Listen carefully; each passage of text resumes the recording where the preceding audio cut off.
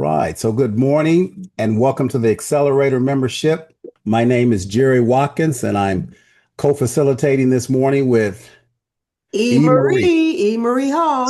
E. Marie Hall. So I'm excited about that. And we are excited about this lesson. Uh, we haven't said it in a while, but let's talk about how we flow each month. The typical order of things is the first week we teach, and the second week we break the lesson down, make sure everybody gets an understanding. The third week we mastermind, we internalize the lesson, or so that everybody else will internalize the lesson. And then the fourth week we do a Q&A that's focused on application so that we don't just know better, we have a true opportunity to do better. That said, this week we're going to do two parts to this lesson, part one, part two, and then we'll have two mastermind sessions. This month's lesson is on problem solving from the inside out, which is a very interesting approach. I really like where this lesson takes us. And we all understand that as part of the human experience, one of the biggest problems that any of us have is learning how to effectively solve problems, right? I don't know if anybody considers themselves an expert yet, but some problems are small and those problems are little inconveniences. They still need to be solved, but they don't require a lot of our focus or a lot of thought. But other problems, right? We do have those problems that are pretty big and they tend to actually require a lot more of our thought and greater amounts of our creativity. So these bigger problems can actually really be draining. And that's why we want to get good at this skill of problem solving because they can drain us emotionally. In fact, they can also be all consuming in our focus and our attention because simply many times the bigger the problem, the bigger the consequences. So they can bring about some anxiety, right? If we don't know how to solve them. And to tell you the truth, it's not just problems that we have, it's actually problems that sometimes affect our loved ones, those that we care most about. Whenever we have a problem, and this is how we normally react with any of those problems, is we want to get rid of the problem as soon as possible. And a lot of times at any cost, we run from the problems. And however we resolve the problems and however we actually deal with these problems, they can have an impact on our lives. They can have a great impact, in fact, on our lives. And this is something that everybody experiences. So this is a universal lesson, right? I don't know anybody that doesn't have problems. And most people, they suffer from them. They never really know what to do with them or how to deal with them. So what we're going to be sharing this month and what we're going to be teaching this month is how to solve both small and big problems because they both need to be solved. How to solve them. And this is the key. I want you to catch right away how to solve them from the inside out. That's what we're going to be focusing on. Yes, yes. Because we're not really taught how to solve life problems. We're taught how to do math, right? We're taught how to solve math problems. And if we were taught how to solve them, it was from the outside in. So, in other words, if we have a problem that our thinking or our current level of awareness is unable to resolve, we begin to seek outside of ourselves. We begin to seek outside. We ask for advice. We ask for knowledge. We ask for experience from other people. So while that strategy serves us, maybe short term, I think all of us have seen what happens when people only seek outside answers for a solution. A lot of times it is just a quick fix, right? They never really gain that inner awareness for the solution and the process to solve the thinking that created the problem in the first place. They find themselves right back in the same situation or a similar situation. Then you hear the famous, why does this keep happening to me? Ever heard that before? I'm not sure who it was that said it, but whatever lies in front of us is the perfect curriculum for our growth. Whatever lies in front of us includes the problems too. It includes everything. These problems are there to assist us with our growth. Our growth needs these problems in order to grow. The idea of the content of your life is the curriculum through which you evolve. It's not always good content, is it? Sometimes it's problems, but that's what we need. If it was all smooth sailing, then we wouldn't have the growth. Exactly. See, our problems, they serve as lessons that actually evolve our lives, as Marie already said. I mean, meaning that the problems we face in our lives are not things that we should actually just necessarily seek quick fixes to. I mean, that really caught my attention that we really, because intuitive, we want to fix things as soon as possible, but we're coming at a different angle today. And I want you to really catch this.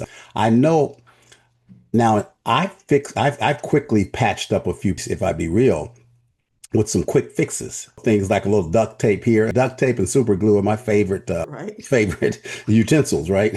See, I did it so I can keep moving forward, keep going down that same road just a little bit further. I'm trying to get somewhere. In fact, I remember when I had an old car. I've had a few old cars over the years, and I use this product called what is called Fix-A-Flat. Anybody ever hear of that?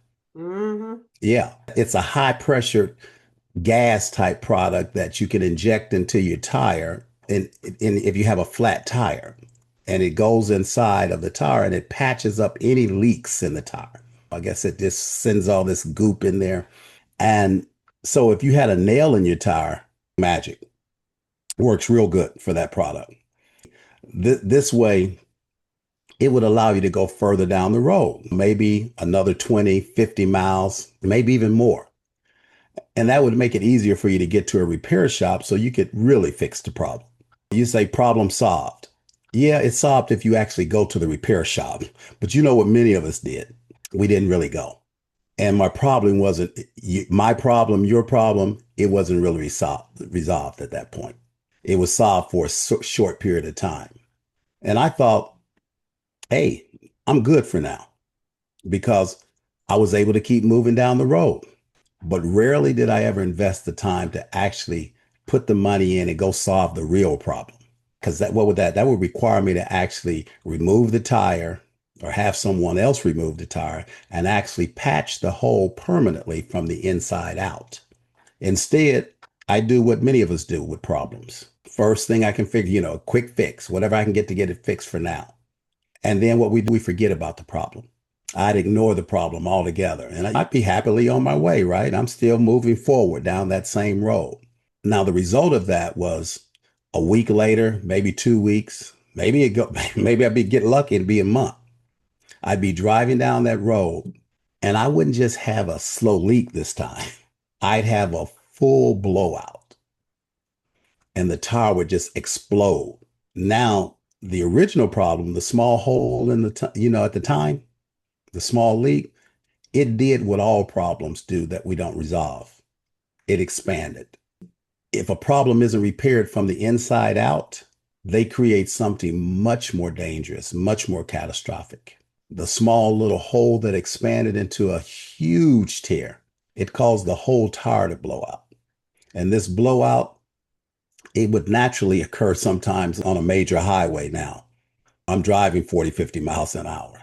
So my short-term outside in fix, it didn't resolve the problem, but it was not it resolved the short-term problem, right? But it did not resolve the long-term internal solution that I really needed. Oh, yeah. I've had a blowout or two myself, so I know about that. But that reminds me, I love words as an author, speaker, and coach. I love words. And the word problem, from its Latin origin, means to put forward, means to put forward. The problem precedes a solution. If you think about it, a problem also precedes our own personal growth. We could look at this and say that the putting forth of a problem is what is necessary for us to move forward into the land of solution. Therein lies, I think, a great understanding for all of us. The starting point is to first recognize the purpose of the problem in the first place. That the purpose of a problem is to call us forward from the very conditions and circumstances that we've created and find ourselves in.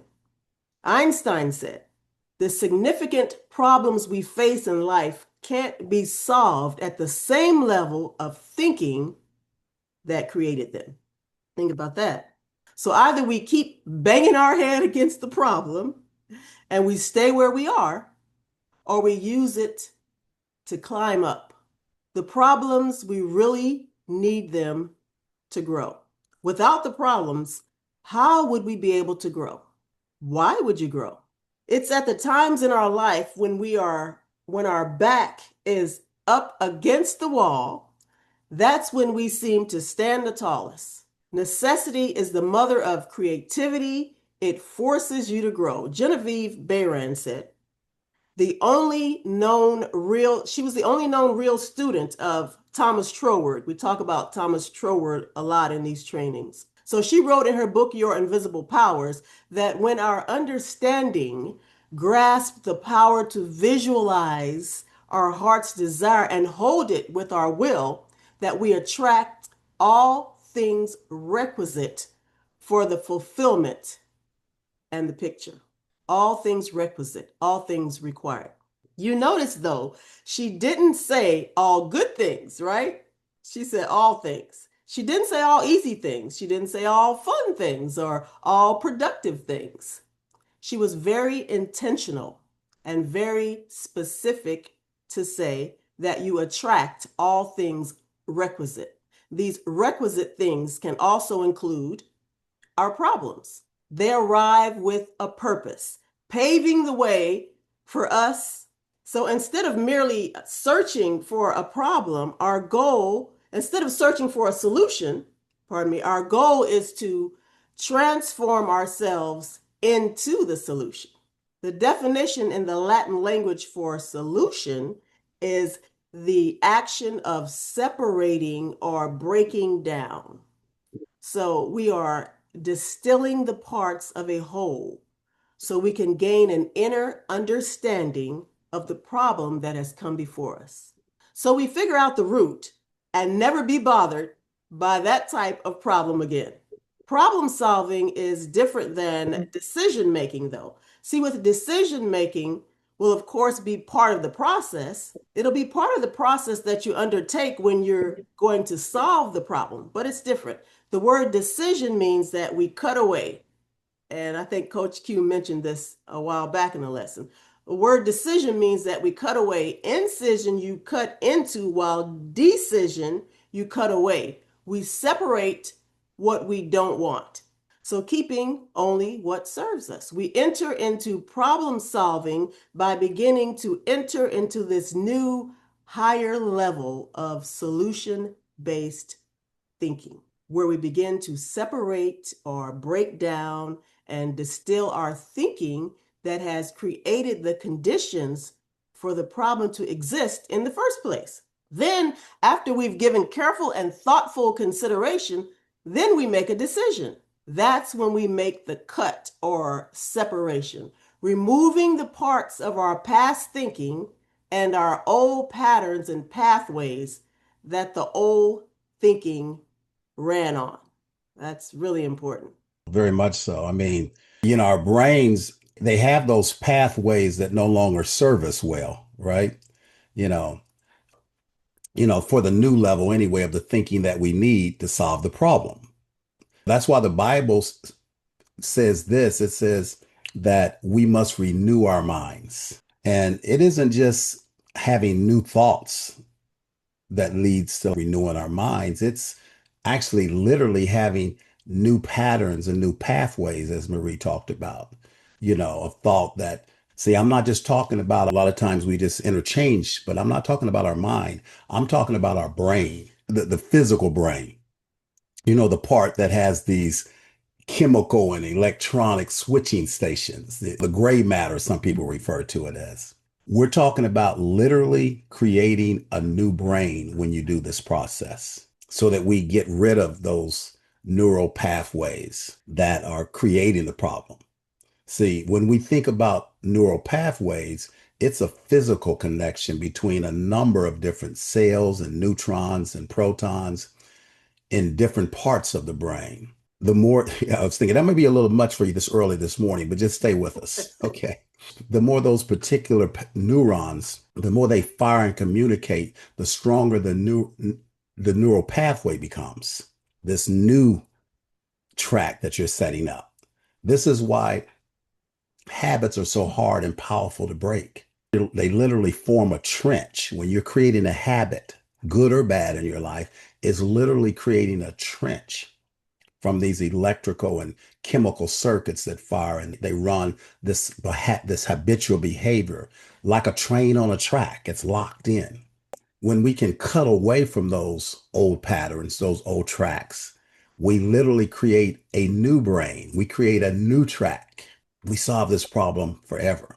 See, and depending on where you identify as a person, you'll take different paths to solving the problem. If you see yourself as a spiritual being, which I believe all of you do, then you may be more inclined to look for inspiration to solve your problem.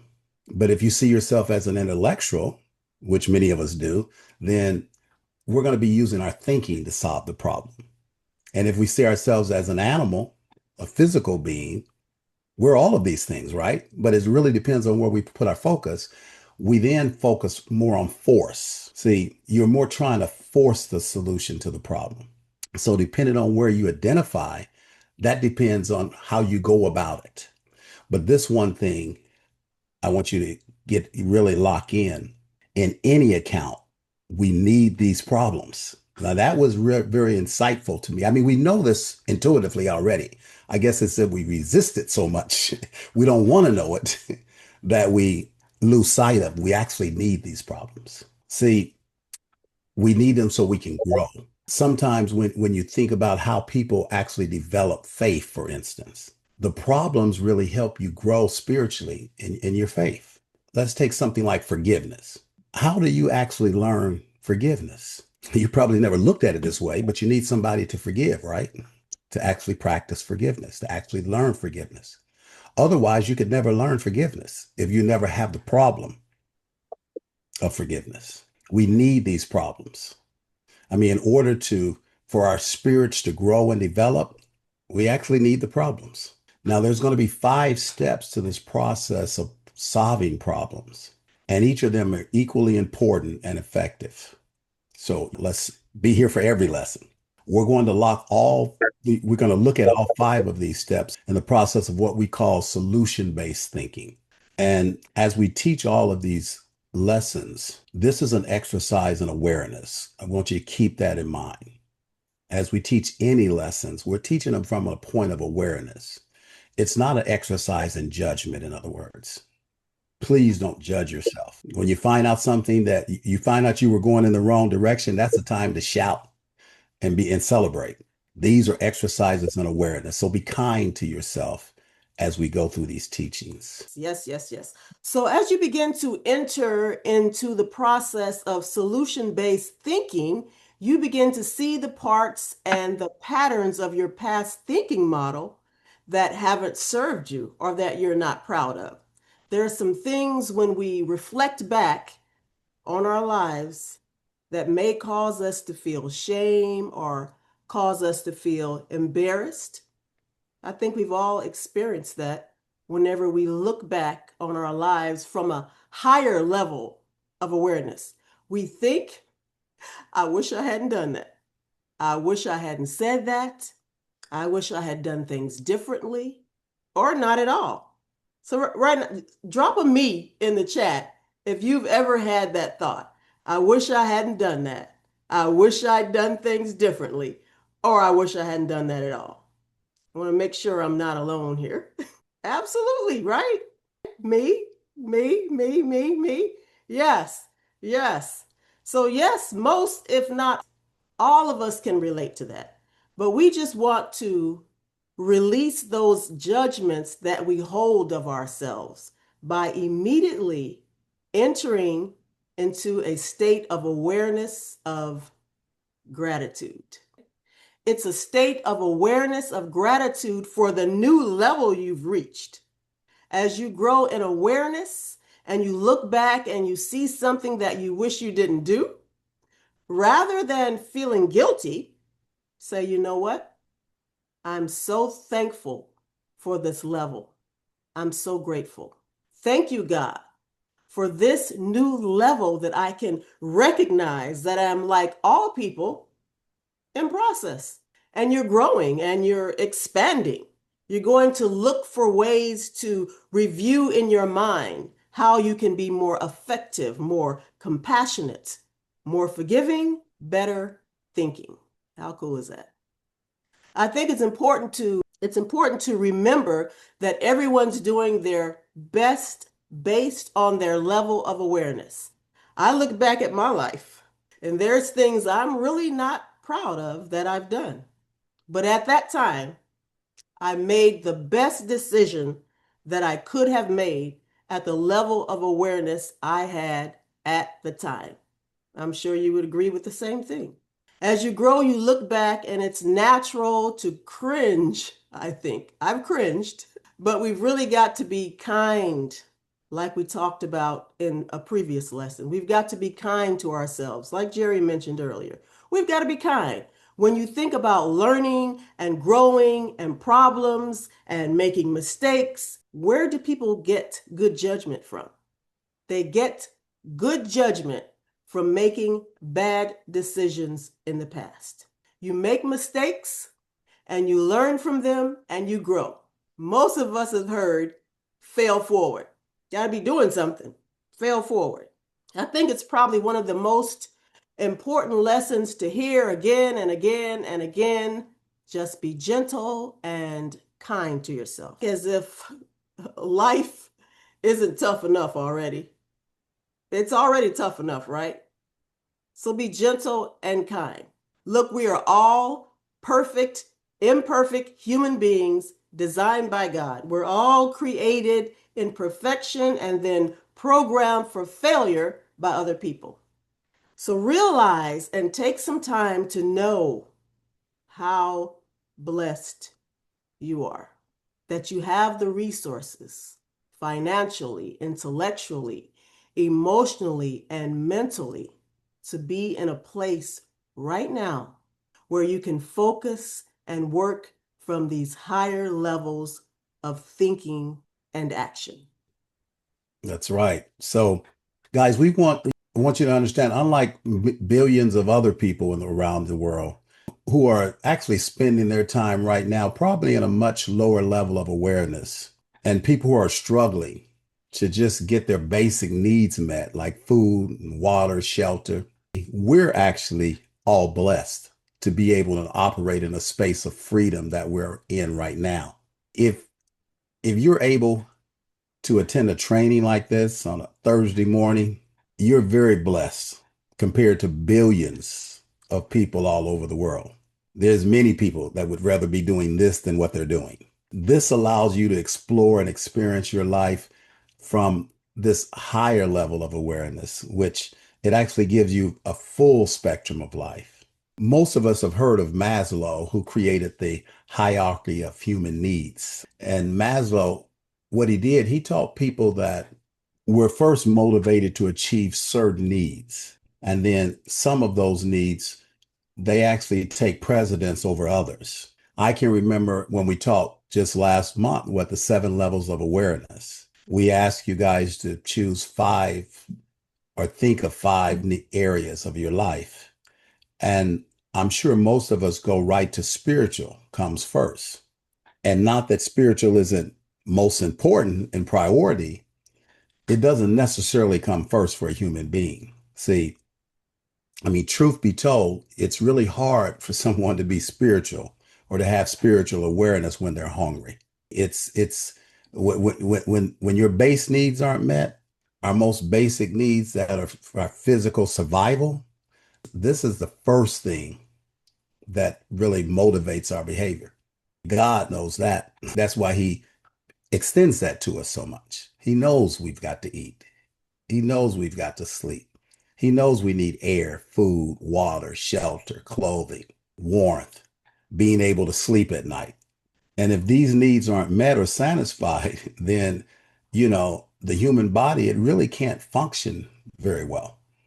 Just a few nights of no sleep will mess you up. Right. Yeah. So Maslow, he considered the physical needs to be the most important, or at least the first needs that needed to be met. And that makes sense to me.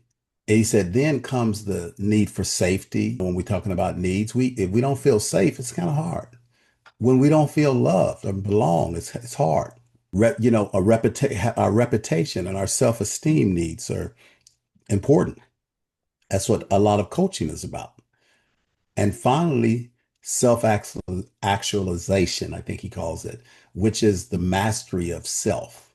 And one interesting point is that Maslow, in his theory, indicates that the need for respect and reputation is really important to children and adolescents. I have grands. I took them out yesterday, and that's really important to them. They're fighting for respect all the time. Their reputation is very important. And it seems to come, that's how they develop the right self dignity in their life and self esteem is through that process. Yes. And that really explains why so many adults are held back by the limited concerns of what other people think. It's old programming from our childhood. Then, of course, the highest level is what is called, as Jerry mentioned, self-actualization, realizing our full potential, seeking for fulfillment, seeking personal growth and peak experiences. This is a desire to become everything that you're capable of becoming. I love this. This is us seeking our fullest expression, our full potential. Perhaps the lack of awareness to overcome these lower levels, it's what keeps most people, I'm just getting excited. It keeps most people from ever bringing forward their full God-given potential and living into their birthright of dominion over all things. Again, sadly, in our world today, we have billions of people on our planet struggling for mere survival. I met one last week, said, I'm just surviving. So, of course, I asked one of my favorite questions. What would it take for you to go from surviving to thriving? Why just survive? So, whether the cause is political corruption, as we see in some parts of this world today, or because of the scars of our childhood traumas, or whether it's due to just a lack of awareness, it doesn't matter what the causes are. The results are the same. It's living from a life of default rather than a life of design. Who wants to do that? But you're in luck because we've got a formula. We've got a formula, a process for solution-based thinking. And what do we always say? Focus on what you want. And what do you want? A solution, right? So why keep focusing on the problem? So there are 5 steps to this process. How many steps? 5. 5 steps. So who would like all 5 steps today? Raise your hand. Or would you just like to wait and get the steps later? 5 steps today. Okay. All right. So we'll give you those at the end. Jerry doesn't want me to, but we'll give you all 5 steps at the end. Because I like to get it all up front. I So want to build that. I want you to get anticipation. Okay. we won't go into the steps. We'll just give you the steps. So we suggest you start with problems that are pretty easy. Okay, you can first learn the process, and then as you gain understanding of the 5 steps in the process, you can begin to tackle larger problems and more complex solutions. So just imagine if you were learning how to do yoga, which I had to do. Just imagine if you were learning how to do yoga, you would start with the basic posture. Maybe downward dog or something like that. And then once you've mastered those, then you would build on that knowing. I see you, Vonnie. Vonnie says she won all 5 steps. Gotcha. So you would start with something simple, then you would build on that. The same is true for solution-based thinking. Work with a smaller problem, a problem that doesn't have the same consequences as a larger problem. Learn to apply the model of the thinking first before you jump right into those 99 problems. Just start with a smaller problem. So the first step in the process is to write out the exact problem. Now, you don't necessarily have to do that today, but the first step is to write out the exact problem. And this reminds me of a story with my dad. Rosie knew my dad, and he was quite humorous, really funny. Always, he was just funny. He was in his own little happy world, loved people. So, and he would do this, what I call creative driving. So he did something that, we all knew was wrong one day, and the cop pulled him over. And when he walked up to the window, he looked at the cop and at the police officer and he said, "What's the problem, officer?" As if he didn't know. So we're all in the car trying not to laugh. But the officer told him exactly what the problem was. He told him exactly what the problem was. Not that he didn't know to begin with. So write out the problem in exact detail. Write out the problem in exact detail. And as you write out the problem, include all the attachments that you have to it. The attachments we have to the thought are really the problem. We have a problem and then we start thinking about the problem, not the solution. We start thinking about the problem. Then we become attached to that. It's my problem. It's my issue. The attachments of the emotions and feelings. We can have feelings from our past. We can have our current feelings, and we can also have anticipated feelings. I knew this was going to happen. I knew this was going to work out this way. I knew he or she was going to make me upset.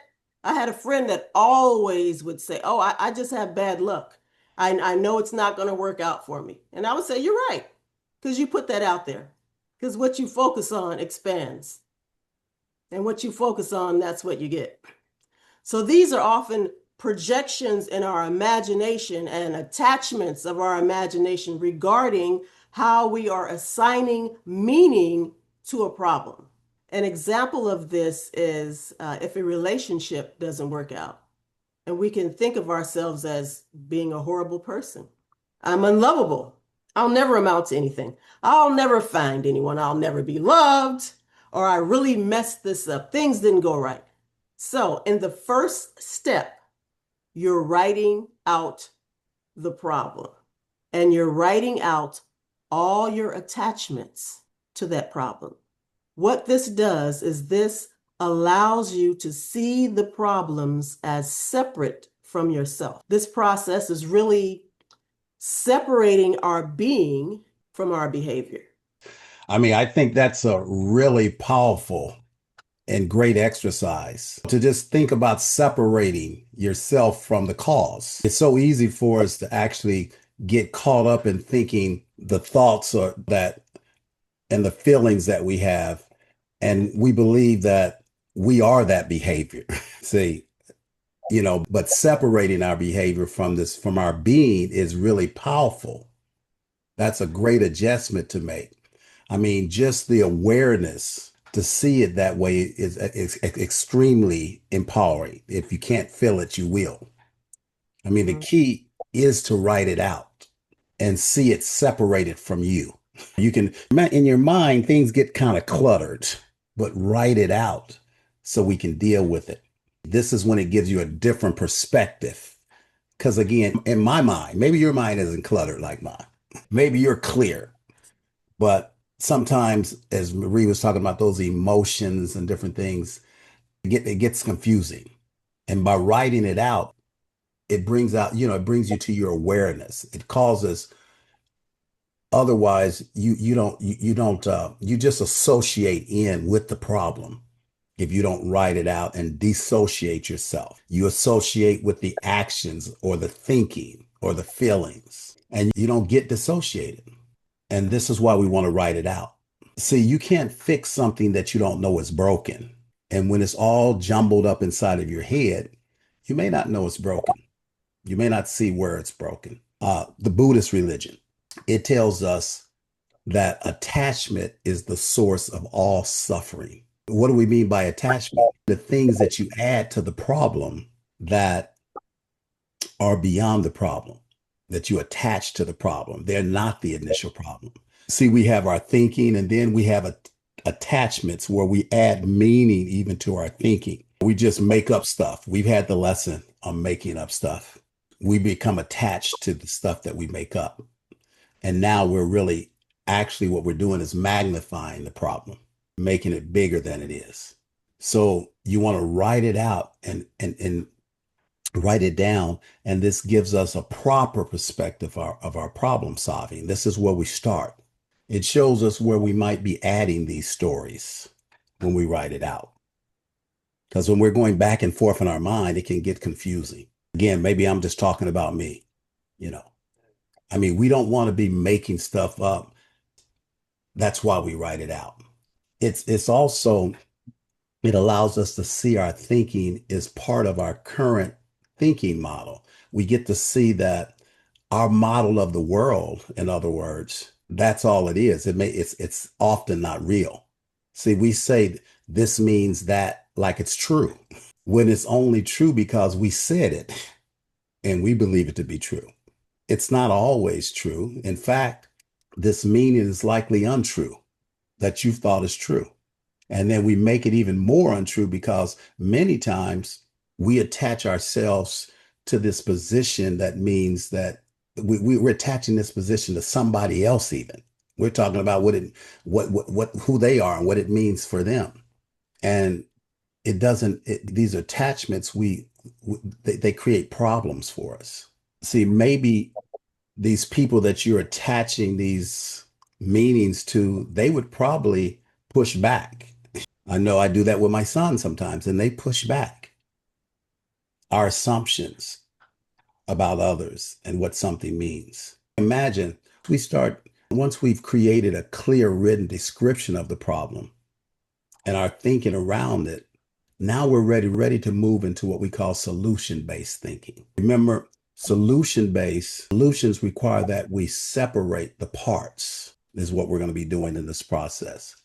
We're writing them down, and you're separating the parts from the problem. This is a problem. We have to separate all of these attachments from the problem. You know, you're thinking to yourself, for instance, giving you an example of what it looks like when we don't separate.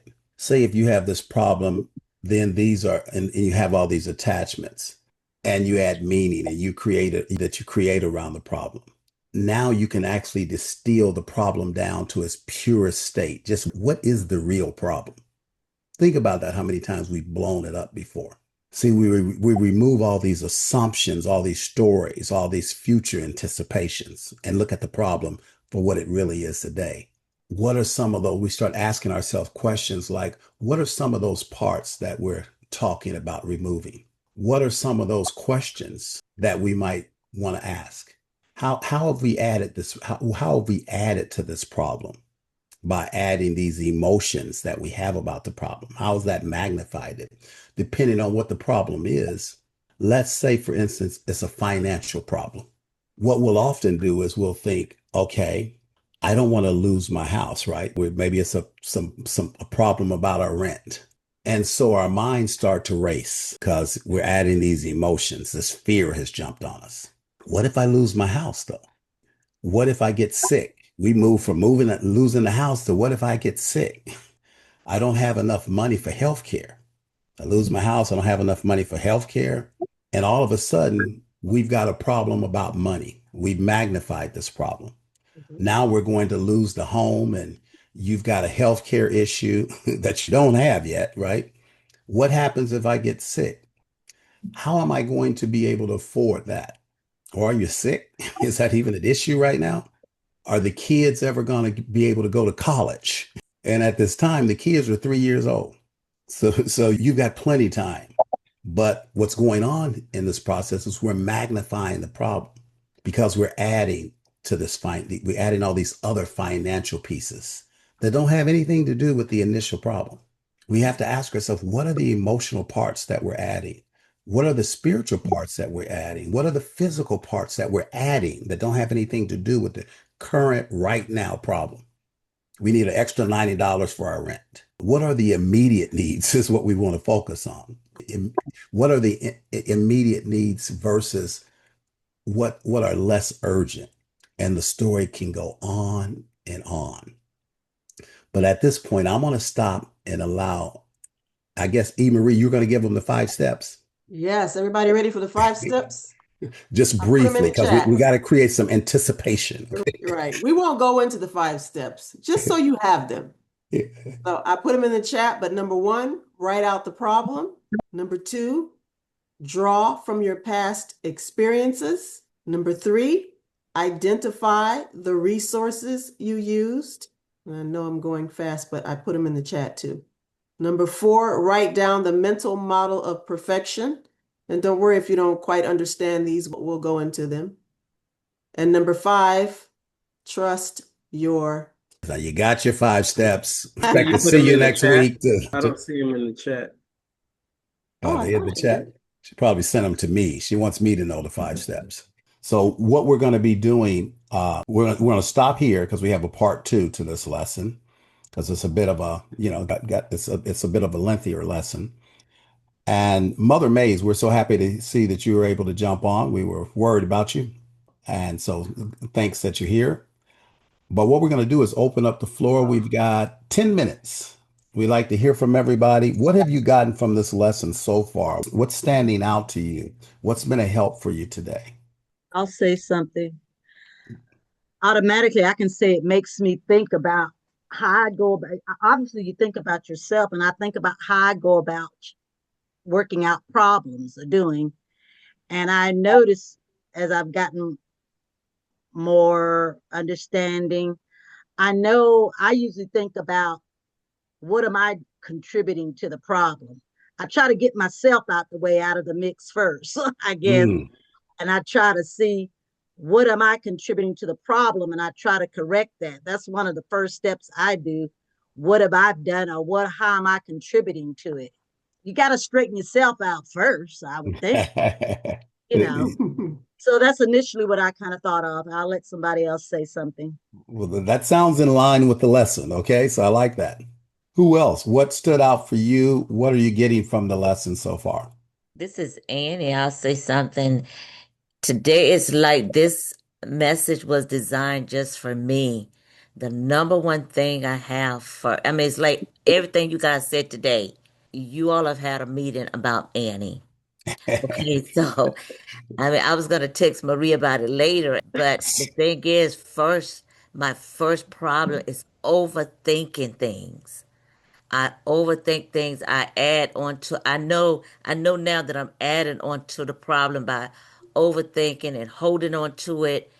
And I've even when you all went back some and you said how I have cut myself short because of other people and all of everything you all have said today was a lesson to Annie. So I know I can take this meeting and move forward or move in a different direction than what I have been doing in the past. Awesome. That's we love when we hear that's a setup, right? We didn't really have a meeting about you, Annie. Y'all set me up today. Y'all did. You're not alone. Yeah. So thank you for sharing that. Yes. Who else? Looks like Rashawn wants to say something. Yeah, I want to copy Annie. It's like y'all was around the table talking about both of us for sure. Yeah, great lesson again, and just realizing my second time going around this lesson, and also just how I guess like your mind opens up more, if that makes sense, or you start understanding more. Yeah. But just the whole thing about the attachments that we bring on to the problem. And then there's times where I guess we might bring in so many attachments to the exact problem that we might forget about which one was the initial Right. problem first. Yeah. So yeah. This I love that. Yeah. yeah, Go well ahead, Rashad. I love that. I figured it's true, at least with myself. With myself. So yeah, this yeah, I'm excited. Breakthrough. Well, Breakthrough. that is a great addition to the comments. You start off and then you don't forgot what the initial problem Right. was. We're all Yeah. doing other things. Okay, I love that. And you're probably not alone in that, I'm sure. I see Vonnie has her hand up. Go for it, Bonnie. Good morning, everyone. Yes, Morning. I enjoyed the message. It was very important and interesting and helpful. I was once told by an elderly couple I met years back that if you can't change the picture you see, change the way you look at it. Mm-hmm. Yes. So I've learned that if something does come around that I don't understand, I have to think about it, and not only think about it, process it, and change the way that I look at it, give it a new thought, and also let it go. So that has helped me in my process way of thinking of, especially that to change the picture. Let go of the picture. If you can't do anything, you can't change it. Let it go. Mm-hmm. Yeah. Those are some serious gems. I never heard that before. If you can't change the picture, change the way you look at it. Yes. Can't Yeah. change it, rearrange it. I love that. What about Tracy? What stood out for you? What helped you the most this morning? Well, there were several things that stood out, but one of the biggest things that stood out is being attached to the problem and making the problem making that your identity. I'll use the example. I have a garage that's very disorganized. And when I look out there, I see me. I don't see baskets and things that I can put together. I see disorganization, freeing to know that that's not who I am. And that's been what I've done probably through childhood. I defined myself by the circumstances or the problems. And a lot of times we don't fix what the problem is. The garage being disorganized is a problem, not Tracy. And when we tell ourselves we're the problem, I think sometimes being spiritual people, we leave it to God to fix. He's not going to come and clean my garage. So that was very freeing to me. And that's the way you explained, I think it was Marie, explained rewiring or recircuit. I feel like a new path, when you rewire and make a new path, that's a new journey. And so that's what I took away today. It was a very good lesson. And freedom sometimes is scary. Being, getting liberty from attaching yourself to the problem, that's kind of scary, but it's freeing. Right. So this was a deep lesson for me today. Awesome. That's awesome. Well, make sure you guys invite someone and they can get the first part. We'll share that with them because, this is going to be another good month. Mother Mays, good morning. Are you available to speak today? Maybe not. Maybe she's just listening in. Yeah. So if you're just listening, that's fine. We're happy that you're here. Let me see. Well, did Rosie comment already? Yes. Rosie led. Rosie said. I was the first one. Yeah. I was so busy trying to put these steps in the right place. Yeah, we could have did those next week. So that's what. Okay. Q, anything in closing? No, great lesson. Great lesson. I think this is something that we can all benefit from. Who doesn't need to solve some problems, right? Right. So, and I'm going to be thinking about that breakdown that Marie said, breaking things down or untying, right? So that's a cool one since I love words. So looking forward to the next one next week. All right. Well, don't grow alone. Bring a friend.